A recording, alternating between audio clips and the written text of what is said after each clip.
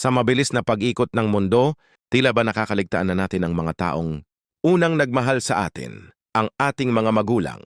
Sa panahong abala tayo sa pakikipagkaibigan, pagbabad sa social media, at pagtugon sa personal na layunin, unti-unting nalilimutan ang simpleng pag-upo sa tabi nila, pakikinig sa kanilang kwento, o simpleng pagyakap sa katahimikan ng gabi. Ang totoo, hindi natin alam kung hanggang kailan natin sila makakasama. Ang barkada, kaibigan at cellphone lagi lang nandyan. Sa isang pindot lang, makakausap mo ang kaibigan mo. Sa isang chat lang, andyan na ang kilig, tawanan at kulitan. Pero ang mga magulang mo, hindi sila palaging andyan.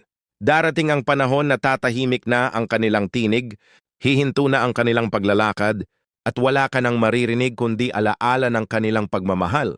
Hindi sapat ang mahal ko sila kung hindi natin ipinapakita. Hindi sapat ang alam na nila yon kung hindi natin sinasabi. Habang naririyan pa sila, yakapin mo. Habang nakakapagsalita pa sila, kausapin mo. Habang kaya ka pa nilang hintayin sa hapagkainan, umuwi ka.